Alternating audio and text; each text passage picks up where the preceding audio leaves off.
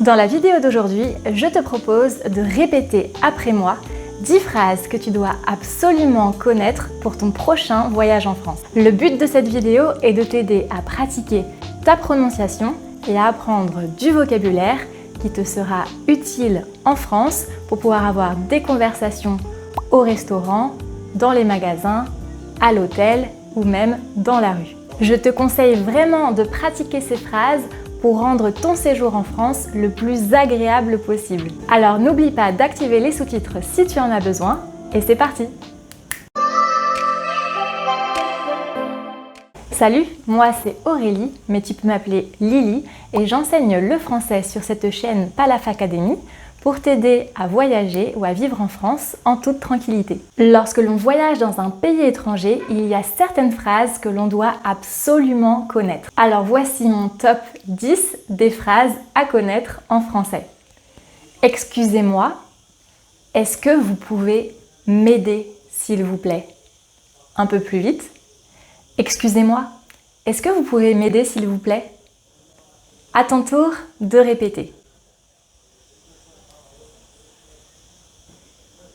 En français, comme tu le sais déjà peut-être, on va utiliser « vous » pour exprimer la politesse.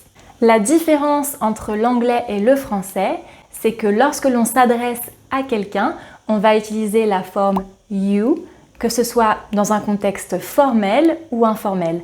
Alors qu'en français, on va tutoyer une personne, donc utiliser le « tu » dans un contexte informel, et dans un contexte plus formel, on va utiliser vous. On va vous voyer la personne et on va utiliser la deuxième personne du pluriel. Donc si tu t'adresses à quelqu'un que tu ne connais pas en France, dans ces cas-là, il va bien falloir utiliser vous à la place de tu.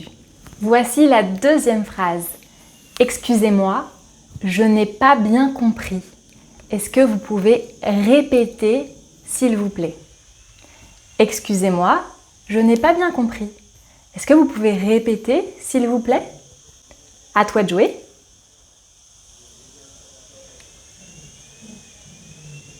Parfait. Tu n'es pas obligé d'utiliser la forme « est-ce que ».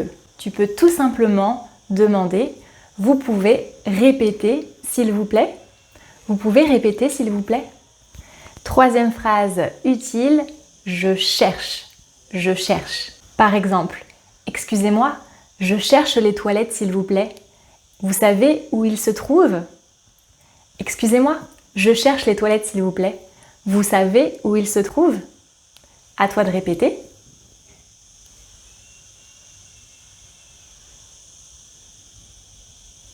Tu peux aussi utiliser « je cherche » dans un autre contexte.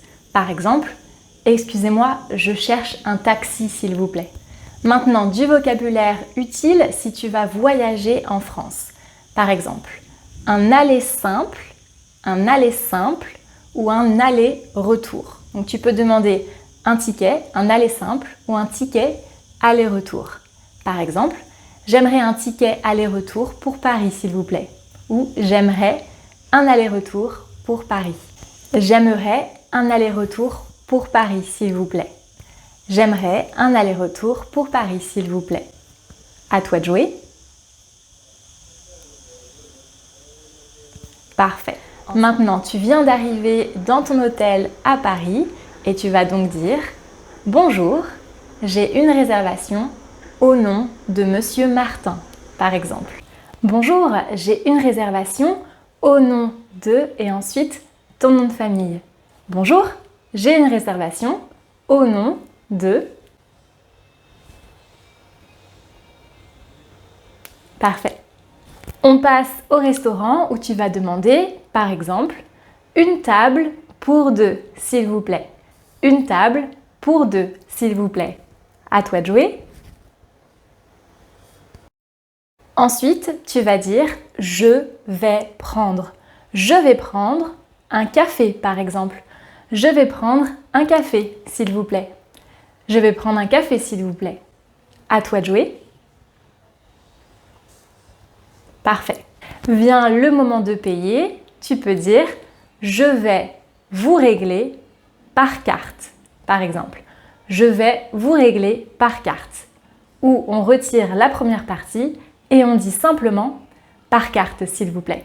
Par carte, s'il vous plaît. À ton tour. Parfait.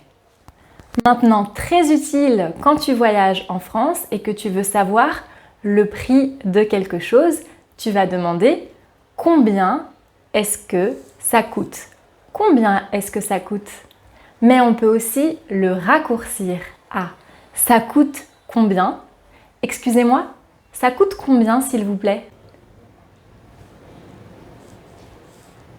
Et tu peux encore plus le raccourcir et dire simplement excusez-moi, c'est combien? C'est combien?